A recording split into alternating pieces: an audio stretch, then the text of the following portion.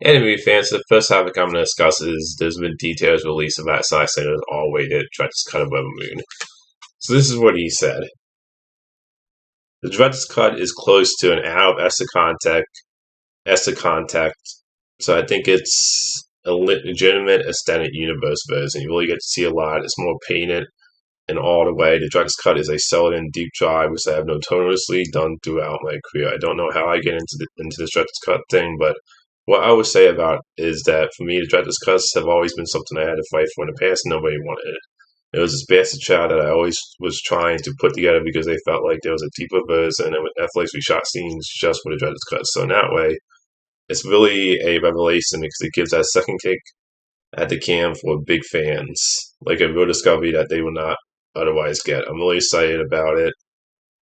And then I like this too. The description says it's Star Wars, but with violent sex and swearing. Basically, and more violent version of Star Wars. I know originally this story was kind of based on an idea for a Star Wars movie that Zack Snyder had back then. Well, let me say this.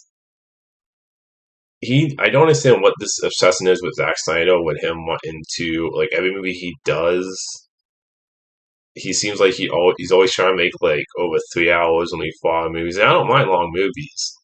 But he seems to be the director that's obsessed with doing that the most. And I find it kind of weird he's always talking about an all-weighted cut, a cut of a movie that has an extra hour of material when you haven't even, the original version of Rebel Moon, I guess the PG-13 cut hasn't even premiered yet on Netflix.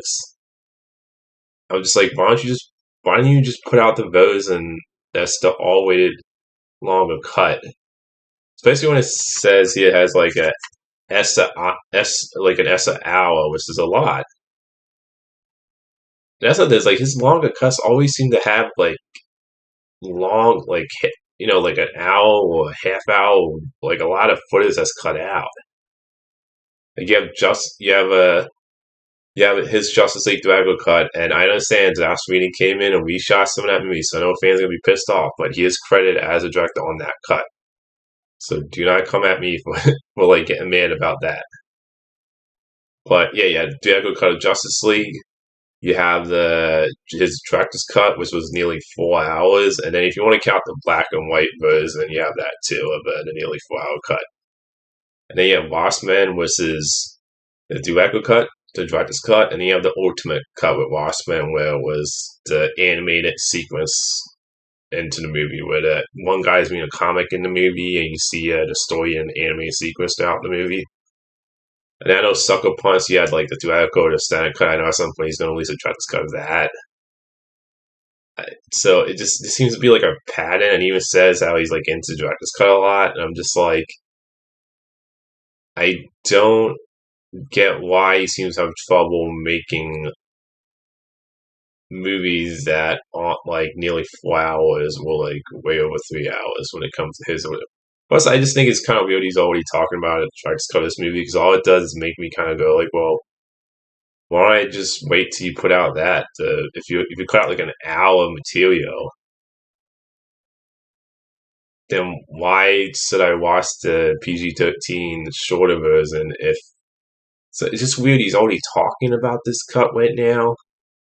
Like, I don't understand. Why don't you just put out that cut? But like, instead of putting out the shorter version, it just sometimes I think Zack Snyder just, like I said, I've always said about Zack Snyder, he's not one of my favorite directors, and this is one of those critiques I have of him, where it's like, I feel like every movie he tries to make, and he even says it in his comments, where he seems like he's always trying to make like an over 3 hour or nearly 4 hour movie of every movie that he makes. It's like, I don't know, I feel like sometimes he has trouble just being able to like condense a story at times in his movies down. Again, still saying for the movie, it's cool to hear that it's like Star Wars, but more violent, basically. But I just think it's kind of weird that he's already talking about like an already cut that's an hour longer. Like, I don't get why he just put that. Again, it's just I don't really get the choice and why he doesn't just put that out, and why he's talking about it right now when the PG-13 version, the shorter version, hasn't even come out yet. But yeah, it's exciting, I guess, to hear that like there's an hour of material that's going to be in all way cut. So that would be cool. If the movie ends up being fun and great, then it's exciting. Obviously, I have to see the original cut that's coming out to see if I would be like if it's like one of those movies that needed that hour of extra material. But it's just, but like I said, it's exciting to hear that it's an extra hour. The next thing I want to talk about is so with Prey coming out physically on, I believe, Steelbook Best Buy exclusive on Blu-ray, and I think 4K too. But it's coming out on physical medium, Prey. So I can't wait for it in October. These are five other movies personally that I would love to see get physical release when it comes to streaming movies. One would be the Teenage Mutant Ninja Turtles Wise movie, which I actually thought was great. I never saw the Teenage Mutant Ninja Turtles Wise animated series. I know it lasted 2 seasons. I never saw it, so but I thought the movie was actually pretty great. I did like a 10 film Turtles weekend. It was like in the great category for me because I actually really dug the new like that different interpretation of the characters. The next one would be the Power Rangers Once and Always special. It's a special, but I count it as a movie personally, and I thought that was a great Power Rangers reunion special for fans. So I love to see that. The Adam Project would be another one because that's one of my favorite Ryan Reynolds movies. And the kid who played the younger version of Ryan Reynolds' character, he was fantastic in that. And I just loved how it was like a father son storyline. So it was a great movie in my opinion. I would love to see that physically.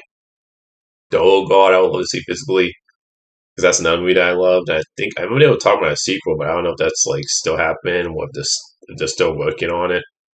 But I thought that movie was great. And the last one for me would be Tick Tick Boom. Was one of Andrew Garfield's best performances. That movie was fantastic. So those are the five movies I would love to see physically. So let me know in the comment section, movie fans, what would be your choice for like a streaming movie that you would want to see physically released? There's obviously tons of streaming movies that I haven't seen. There's probably ones I didn't even mention that I forgot about. But those were the five that I loved that I love to see put on like Blu-ray or 4K. The next thing I want to talk about is there was a web band trailer for Expendables 4. I gotta say, the trailer was fine in my opinion. I'm not really high on the Expendable movies. I think they're like decent ass movies. I even think the third one's okay.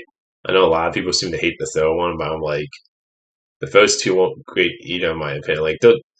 All three movies to me were entertaining at best. None of them were like memorable. They were kind of like all decent action movies, but never as fun as I feel like they should be. And this trailer for Expendables 4 looked like pretty much all the other ones to me. So it's like didn't really do anything to like make me excited. Like it's one of those movies where I'm like, if somebody asked me to go see it, I would check it out, but it's not one I'm like dying to see, honestly. Like I'll put it like the interested category. And I don't know why this trailer is hyping this up to be the most violent Expendables movie and making a big deal about this movie being all rated and saying this was the first all rated movie in the Expendable film series because if I remember correctly, the first two Expendable movies were all rated. It was the third one that was PG-13, but the first two were all rated if I remember. Correct me down in comments if I'm wrong on that, but I remember the first two being all rated. So I don't know why the trailer for this one's making it sound like this is the first all rated Expendables movie. I'm like, the first two were all rated. So I thought that was a weird way to promote the movie in a trailer. Like they're making a big deal out of this being all rated. And like the one where and Jason Statham says like the F word in one of the shots in the trailer, I'm like, the first two are all rated, so I don't know what the big deal about that is. So overall, the trailer was just that part of it I thought was kind of stupid, and overall, it was just an okay trailer in my opinion. It looks like every other Expendables movie to me. The next thing I wanted to discuss is the Good Burger 2 teaser.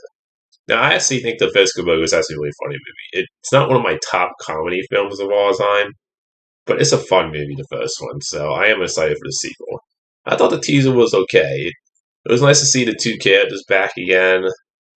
The teaser didn't really didn't get me really excited or not excited. Thought overall it was a decent, decent for a teaser.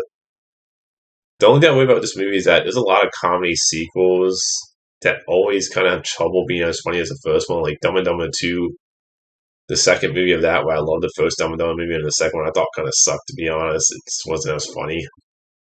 Now, there's comedy sequels that actually are great, like 22 Jump Street is a great example where I love 21 and 22 Jump Street both equally.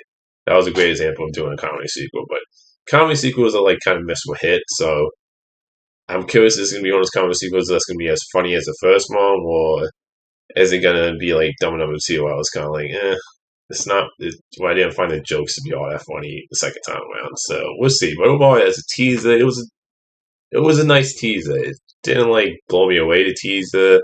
It wasn't a bad teaser. I mean, I do think this movie, if you didn't like the first Good Burger movie, I don't think this teaser really is going to convince you to go see the sequel. But overall, it was, as a person who thought the first Good Burger movie was funny, I'm excited for this. But I can totally understand if somebody watched this teaser and you didn't see the first one, the teaser's not really going to do anything for you. But yeah, I thought overall it was a decent teaser. So that's all the movie topics. Until next time, movie fans.